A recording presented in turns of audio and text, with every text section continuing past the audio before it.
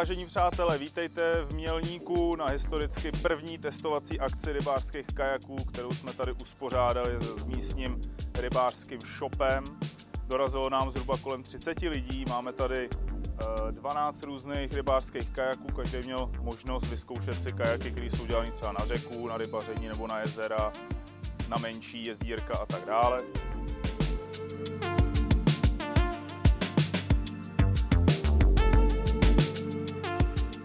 Sešli jsme se tady proto, že už v Čechách má kayak fishing, řekněme, 4letou, 5letou tradici. Před 4 lety zmizel zákaz lovu z kajaků z rybářského řádu, takže teďka kdekoliv můžete chytat z lodě, dá se chytat i ze speciálních rybářských kajaků.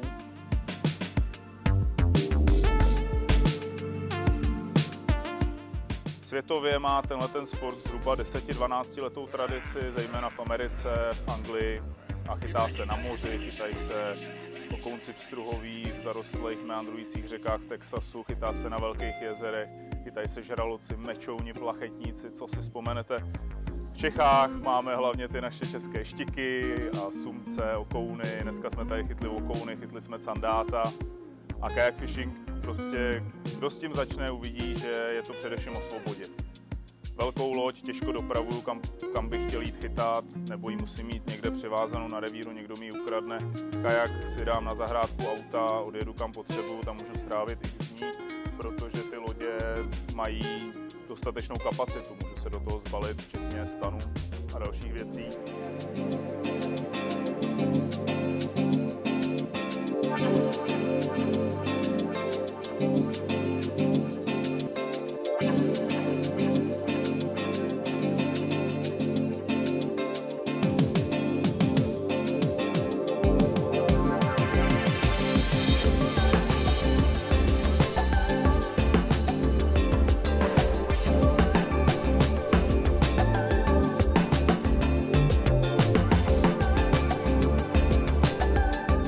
Rybáři hledali lodě, z kterých moc chytat, protože víme všichni, kdo chytáme, že plazit se po břehu není úplně ono.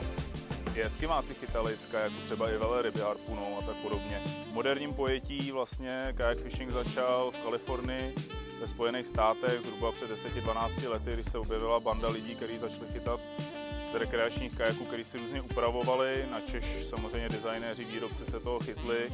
Dneska v Americe se dá říct, že se to dostává na pozici sportu číslo 1 v rybařině, kdy už chytá daleko víc lidí z kajaků než z tradičních motorových lodí, zejména kvůli finanční náročnosti na paliva a dopravu velkých lodí.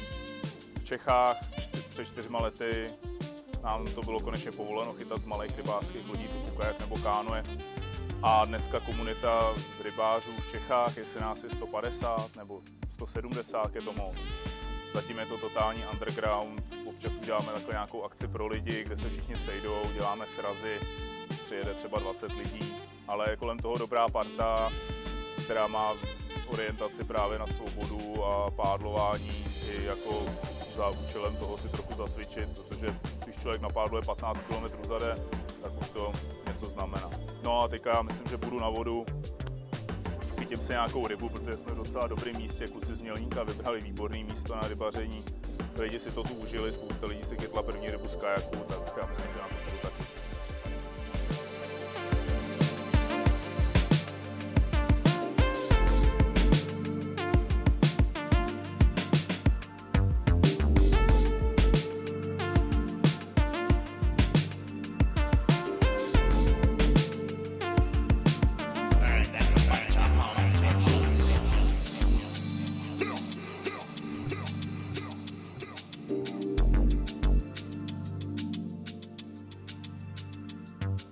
Než půjdu na vodu, tak vám ukážu pár základních věcí, kterými se liší rybářský speciál kajak od klasického rekreačního kajaku. Když vidíte tady Big Rig, tak to je loď, která je o dost širší, už jenom svým profilem, než tradiční kajak. Tahle ta věc je dělaná především na stabilitu, protože rybář potřebuje ideálně na lodi stát. K tomu taky slouží tady hrazdička. Dále je loď vybavená různýma místama, kam si můžu montovat rybářský držáky, eventuálně echoloty, samozřejmě držák na pití, pohodlná velká sedačka, držáky na pruty za sedačkou, kam si odkládám ty pruty. A v neposlední řadě je na rybářském kajaku důležitá jeho kapacita. Tahle loď je celá dutá. Takže tudy se dostanu dovnitř té lodě a ta loď funguje víceméně jako rakev.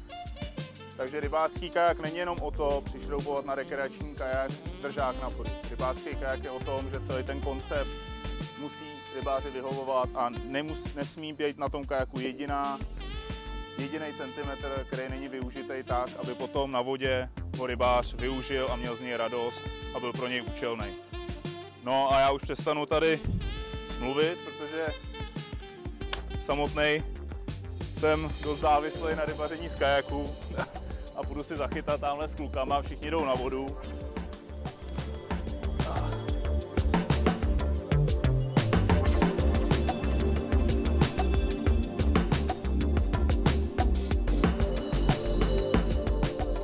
Takže zase někdy v Mělníku na srazu rybářů na testovačce. Ahoj, kayak fishing budoucnost, mějte se.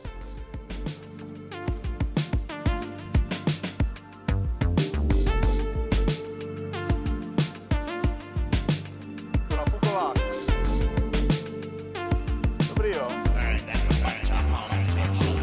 Má menší verbl, ale tenhle ten je tam víc prostoru, jestli to